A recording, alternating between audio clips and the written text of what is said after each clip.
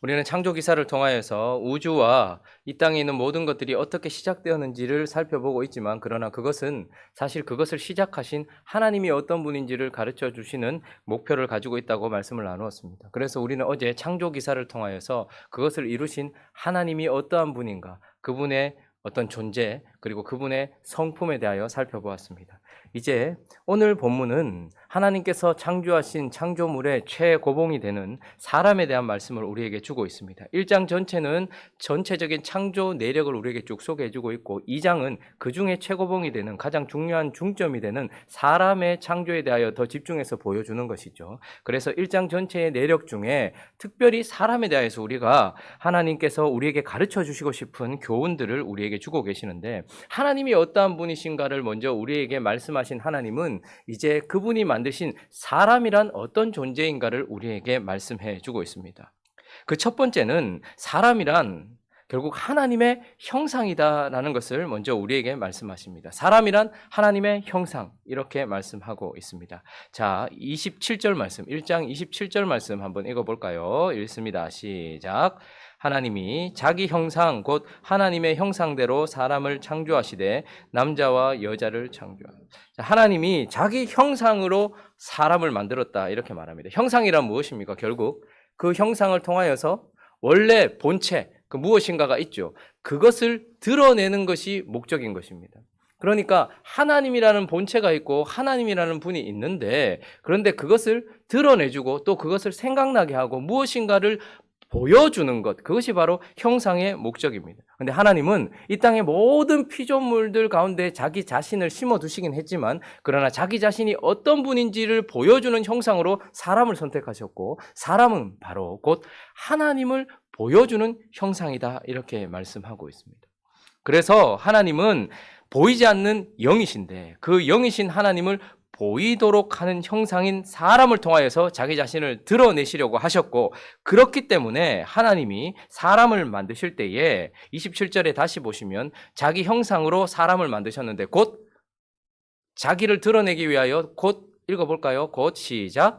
하나님의 형상대로 사람을, 여기까지. 하나님이 사람을 통하여서 하나님을 드러내는 존재로 사람을 만드셨는데, 그렇게 사람을 통하여서 자신을 드러내기 위하여 먼저는 하나님의 형상대로 사람을 만들었다라고 말씀하고 있습니다.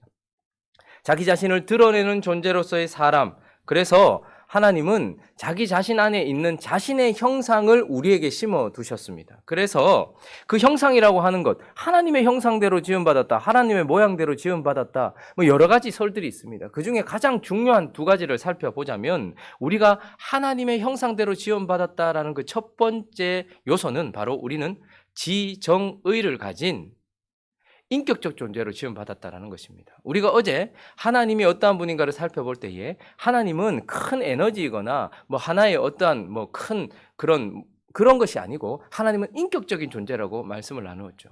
그래서 하나님은 생각하시는 분이십니다.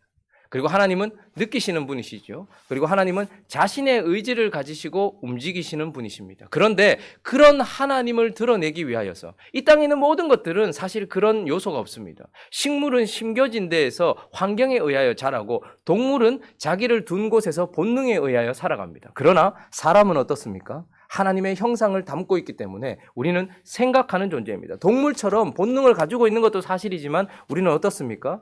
동물과는 달라요. 본능을 따라 움직이지 않고 본능 위에 무엇이 있습니까? 생각을 가지고 있는 존재라는 말입니다. 그래서 사람은 하나님처럼 지적인 요소를 가지고 있는 인격적인 존재입니다. 뿐만 아니라 그 지적인 요소가 우리의 마음을 움직입니다. 그래서 사람은 느끼는 존재예요. 좋고 싫음이 있는 거예요. 본능을 따라 움직이는 것이 아닙니다. 그 마음이 있는 존재이죠. 또 사람은 하나님의 형상을 닮아서 무엇입니까? 자신의 의지를 가지고 움직일 수 있는 유일한 존재인 것입니다. 그래서 하나님은 보이지 않는 하나님을 드러내기 위하여 사람을 선택하셨고, 그 사람이 하나님을 드러내게 하시려고 자기 속에 있는 가장 중요한 요소인 인격성을 우리 인간에게 주셨다라는 것입니다. 그래서 사람이란 하나님처럼 지정의를 가지고 있는 존재입니다. 뿐만 아니라 또 하나님의 형상대로 지음받았다라는 것은 하나님처럼 인격적인 존재일 뿐만 아니라, 하나님처럼 우리 안에 어떤 요소가 있다는 걸까요?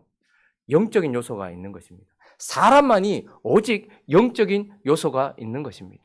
동물들도 가끔씩 생각하는 것 같고 또 혼적인 존재가 있어요. 또 슬퍼하기도 하는 것 같아요. 그러나 동물에게는 없는 가장 중요한 것 중에 하나는 무엇이냐면 영적인 기관이라는 것입니다. 영적인 것.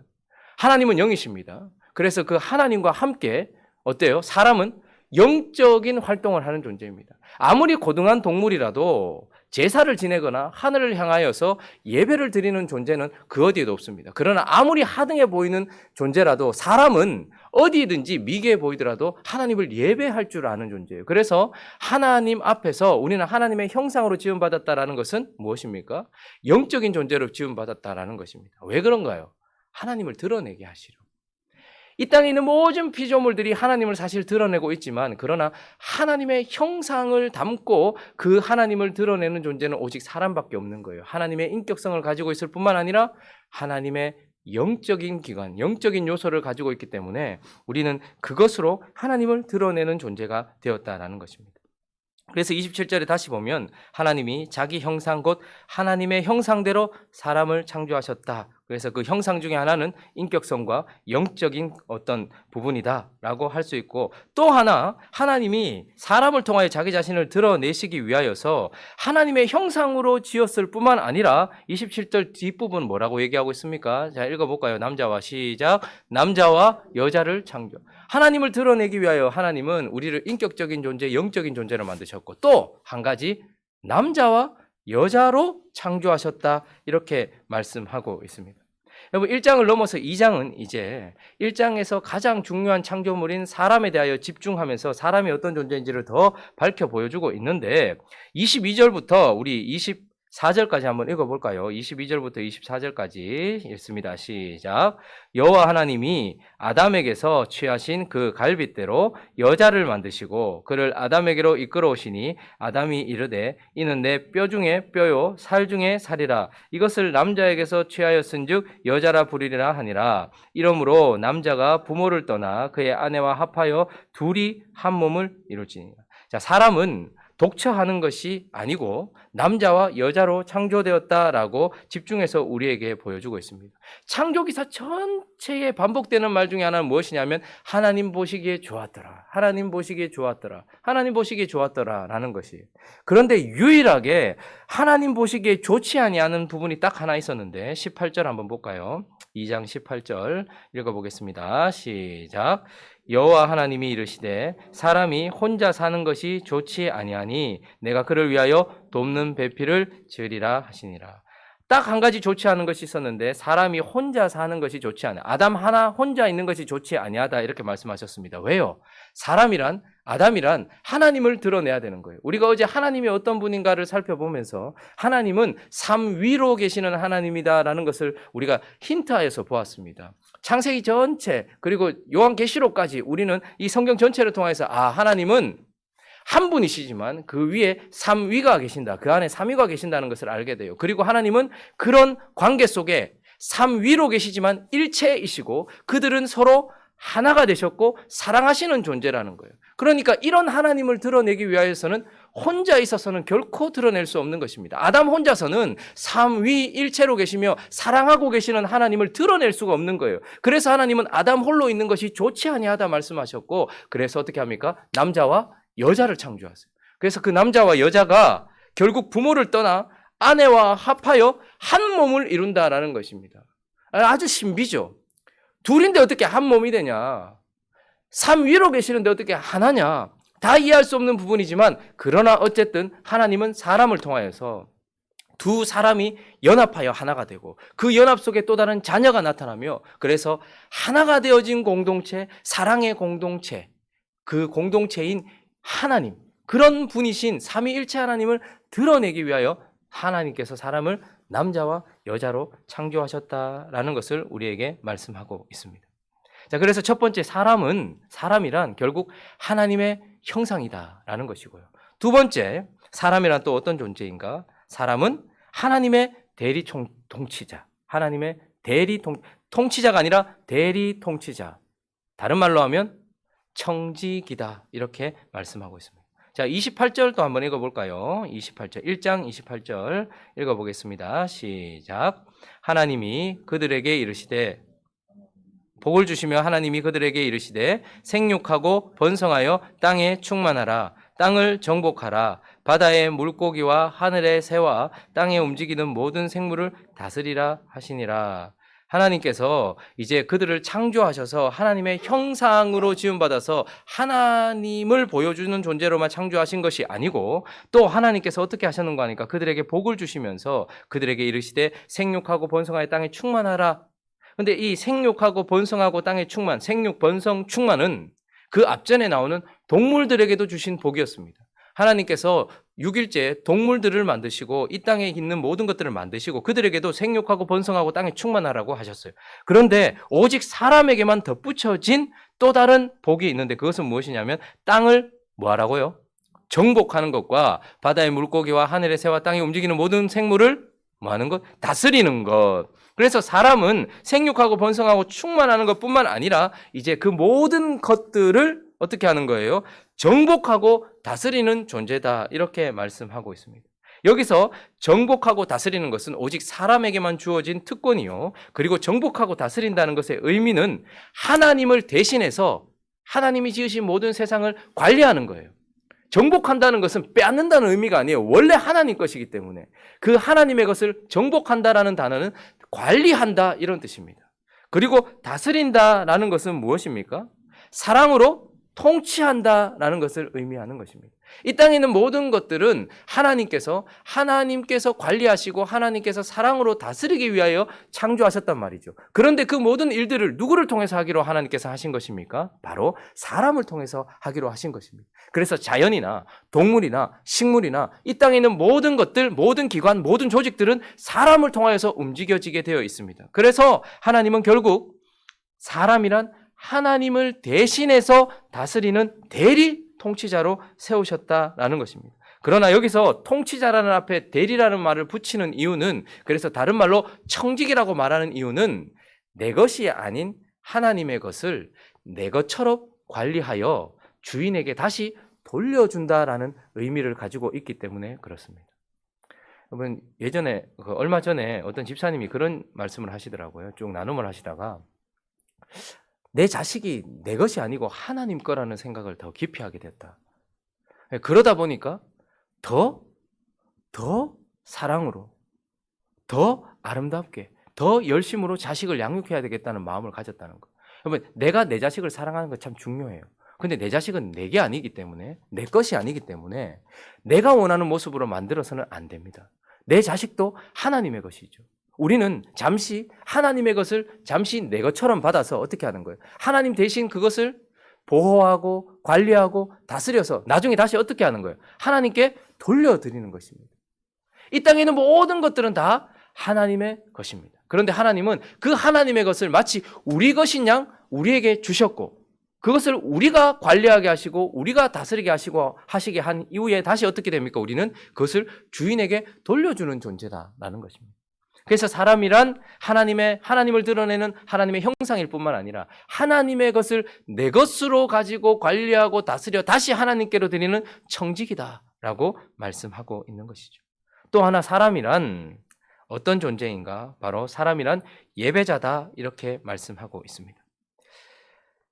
창세기 2장 2절 3절 말씀 한번 읽어볼까요? 창세기 2장 2절 3절 말씀 한번 읽어보겠습니다. 시작.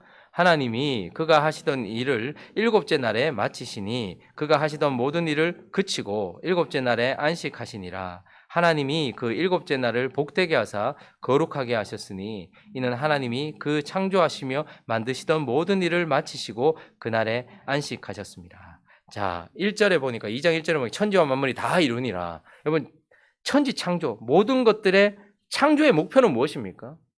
틀을 만들고 그 안에 채워넣고 무엇인가를 만드는 것 자체가 목적이 아니라 사실 창조의 목적은 채워넣는 것이 아니고 안식에 있다는 것을 보게 됩니다. 그래서 창조의 끝에는 안식이 있다는 것을 보게 되죠. 그래서 안식이란 하나님께서 쉬셨다라는 의미인데 이건 피곤하셔서 쉬셨다는 것이 아니고 안식이란 결국 완성을 의미하는 것입니다. 보시기에 심히 좋을 만큼 완성을 하셨다라는 것을 의미하고 또한 누림을 의미하는 것입니다. 그런데 하나님께서 안식하기 전, 안식일 전에 무엇을 만드신 겁니까? 가장 마지막에 무엇을 만드셨습니까? 사람을 만드신 겁니다. 그러니 사람은 창조받자마자 어떤 날을 맞이하게 되는 것입니까? 안식일을 맞이하는 것입니다. 그러니 사람이란 사실 안식일을 위하여, 안식을 위하여 존재하는 그런 창조물인 것입니다. 안식을 위하여 창조된 사람이 결국 안식일날 가장 먼저 하는 것은 무엇이겠습니까? 자신을 만드셨고 이 모든 것을 만드신 하나님을 바라보는 거예요. 안식일은 그 첫날은 하나님을 바라보는 날입니다. 그리고 또 무엇입니까? 그 하나님께서 만드신 모든 것들을 바라보는 것, 그것이 바로 안식입니다. 하나님을 먼저 바라보고 그분이 만드신 모든 것들을 바라보는 것이 안식입니다. 그런데 거기만 그치지 않고 안식이란 무엇일까요? 그분과 그분이 만드신 모든 것을 바라볼 뿐만 아니라 그것을 누리게 되는 것, 그것이 바로 안식입니다.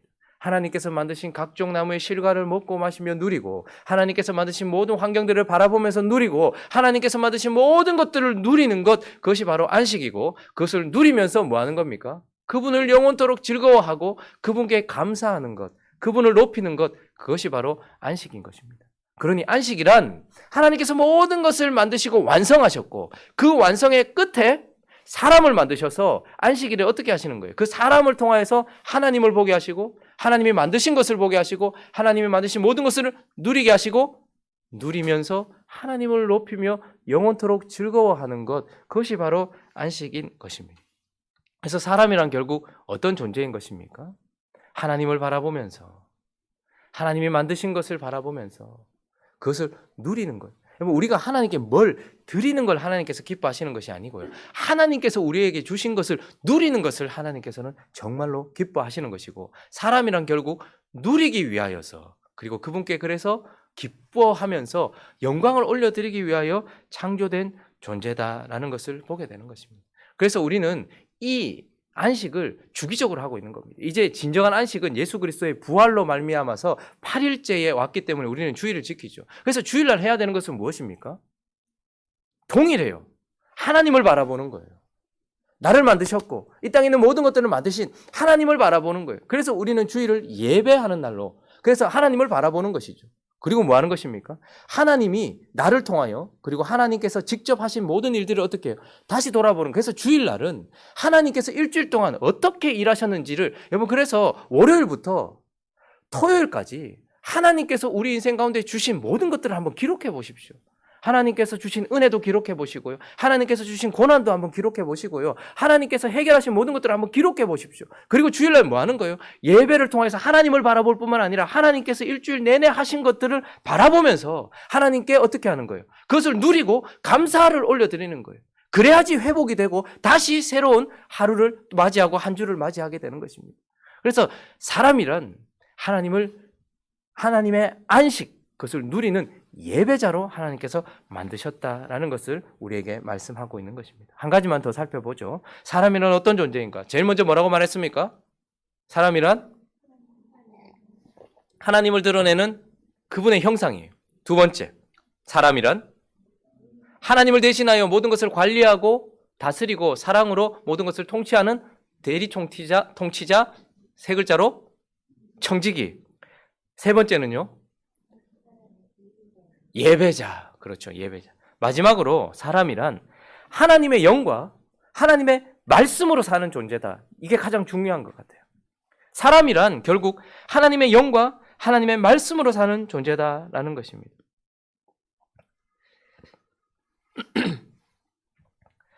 2장 7절 말씀 한번 읽어볼까요? 2장 7절 읽어봅니다. 시작. 여호와 하나님이 땅의 흙으로 사람을 지으시고 생기를 그 코에 불어넣으시니 사람이 생명이 되니라. 자, 여호와 하나님이 사람에게 생명을 주셨어요. 그래서 생명이 되기 전에 사람은 무엇이었습니까? 그저 땅의 흙덩이에 불과했습니다. 땅, 흙이라는 단어를 제가 예전에 한번 말씀을 드린 적이 있었는데, 똑같이 우리말로 번역될 때는 땅이다, 흙이다 이렇게 번역되었지만 히브리 원어에는요, 아다마라는 단어도 있어요. 여러 단어가 있지만 두 단어만 살펴보자면 아다마라는 단어예요. 우리말로 번역될 때 흙이에요, 땅. 그리고 아파르라는 단어도 있습니다. 이것도 흙이에요, 땅. 근데 달라요. 아다마라는 흙은 생명력 있는 땅을 말하는 거예요. 그래서 뭘 심으면 생명이 자라고 의미가 있는 그런 흙을 말할 때 얘는 아다마라는 단어를 써요. 그런데 먼지, 티클, 생명이 없는, 뭘 심어도 다시 자랄 수 없는, 그저 아무런 생명력도 없고 의미도 없는 흙을 지칭할 때는 아파르라는 단어를 씁니다. 그런데 사람을 하나님께서 지으실 때 2장 7절에 여호와 하나님이 땅에 아파르로 사람을 지으셨다 이렇게 말합니다. 그러니까 사람은 아무 의미 없는 그냥 흙덩이에 불과해요. 그런데 그것이 생명이 될 수 있는 것은 딱 한 가지 때문입니다. 무엇 때문입니까? 하나님의 생기. 그러니까 사람이란 하나님의 영이 없으면 그저 의미 없는 먼지요, 티끌이요, 흙덩이밖에 아닌 존재다. 그러니 사람은 무엇으로 사는 것입니까? 하나님의 영으로, 성령으로 사는 거예요. 그래서 중생하고 새 생명으로 거듭난 우리에게 하나님께서 뭘 주시는 거예요? 성령을 주시는 거예요. 그래서 사람이란 성령 안에서 성령으로 살아가는 존재다라는 것입니다. 또 하나 뿐만 아니라 사람은 하나님의 영으로 사는 존재예요. 또 하나는 하나님의 말씀으로 사는 존재예요. 16절 한번 읽어볼까요? 16절, 17절, 2장 16절, 17절 있습니다. 시작. 여호와 하나님이 그 사람에게 명하여 이르시되 동산 각종 나무의 열매는 네가 임의로 먹되 선악을 알게 하는 나무의 열매는 먹지 말라. 네가 먹는 날에는 반드시 죽으리라. 죽고 사는 문제가 지금 먹는 문제에 달려 있습니다. 사실 하나님께서는 1장 28절에 보면 하나님이 그들에게 복을 주시며 하나님이 그들에게 이르시되 생육하고 번성할 땅에 충만하라 라고 말씀하시면서 29절에 보니까 내가 온 지면에 씨 맺는 모든 채소와 씨 가진 열매 맺는 모든 나무를 너에게 준다 이렇게 말합니다. 그러니까 사람은 씨 가진 열매 맺는 나무, 그러니까 그런 열매 먹을 거리가 있어요. 그래서 그것으로 먹고 사는 존재인 것처럼 보입니다. 씨 가진 열매 맺는 모든 나무를 너에게 주니 이것이 너희의 먹을거리가 되어서 너희가 살 것이다 말씀하시는 것 같아요. 그런데 진짜 죽고 사는 문제는 이것을 먹느냐 먹지 않느냐에 달려있는 것이 아니라 2장 16절 17절에 동산에 있는 나무의 실과들은 다 먹으라라는 하나님의 명령과 그리고 동산 중앙에 있는 선악을 알게 하는 나무의 열매는 먹지 말라 하는 그 명령, 하나님의 말씀을 지키느냐 지키지 않느냐에 죽고 사는 문제가 달려있다는 거예요. 그래서 예수님께서는 사람이 떡으로만 사는 것 아니다. 그 땅에 지어져 있는 모든 열매와 그런 식물들을 먹기 때문에 사는 것이 아니라 이 땅에 있는 모든 것들을 먹으라는 하나님의 말씀과 선악을 알게 하는 나무의 열매는 먹지 말라 하신 그 하나님의 말씀을 지키느냐 지키지 않느냐에 죽고 사는 문제가 달렸다는 거예요. 그러니까 사람이란 결국 하나님의 영으로 사는 존재예요. 하나님의 말씀으로 사는 존재예요. 그래서 이걸 다른 말로 하자면 뭐죠? 영과 진리로 사는 존재입니다. 영과 진리로 사는 존재이기 때문에 하나님 아버지께서는 영과 진리로 예배하는 자들을 찾으신다라고 말씀하시는 것이죠. 자, 그래서 사람은 영과 진리로 사는 존재다라고 우리에게 말씀하고 있습니다. 여러분, 사람에 대한 정의를 어떻게 내리느냐에 따라서 삶이 완전히 바뀌어집니다. 사람이 천지 창조를 누가 했느냐에 대한 관점도 세상에 사는 사람의 삶을 바꾸지만 자기 자신, 인간에 대한 관점을 어떻게 가지고 있느냐에 따라서 삶이 완전히 바뀝니다. 오늘 이 아침에 하나님께서 사람을 얼마나 귀한 존재로 만드셨는지를 다시 한번 마음에 새겨야 돼요. 나 자신을 얼마나 귀한 존재로 만드셨는지를 다시 한번 마음에 새기시기를 바랍니다. 그래서 정리를 하자면 사람이란 영과 진리로 사는 존재로서 그 영과 진리로 하나님을 예배하고 그래서 예배자인 것이죠. 그 영과 진리로 살면서 하나님의 나라를 대신 통치하며 그 영과 진리로 살면서 하나님을 드러내는 존재다. 지금 제가 대지를 거꾸로 뒤집었다는 것을 보시죠. 그래서 하나님은 영과 진리로 사람을 살게 하시며 영과 진리로 살면서 하나님을 예배하는 예배자, 하나님의 나라를 통치하며 이 땅을 다스리는 청지기, 그리고 하나님을 드러내는 그분의 형상이라는 것을 기억하시고 그래서 이것을 한마디로 정의한다면 하나님을 영화롭게 하고 하나님을 영원토록 즐거워하도록 창조된 하나님의 피조물이다라는 것을 기억하시면서 이렇게 아름다운 창조의 목적에 합당한 삶을 살아가시는 저와 여러분 되시기를 예수 그리스도의 이름으로 축원합니다. 기도하겠습니다. 이 시간 한번 기도할 때에 사람이 어떤 존재인지 다시 한번 마음에 새기십시다. 사람은 떡으로만 사는 존재가 아닙니다. 하나님의 영인 생기, 하나님의 성령이 우리 안에 있어야 됩니다. 그리고 그분의 말씀이 우리 안에 있어야 살아있다라고 말할 수 있는 존재입니다. 그렇게 영과 진리로 예배해야 되는 존재, 청지기인 존재, 형상이라는 존재라는 것을 기억하며 살게 하시고 오늘 하루도 그리고 이 한 해도 거룩한 하나님의 창조 목적답게 살아갈 수 있게 달라고 또 각자의 기도 제목들을 가지고 함께 기도하며 나가도록 하겠습니다. 기도하겠습니다.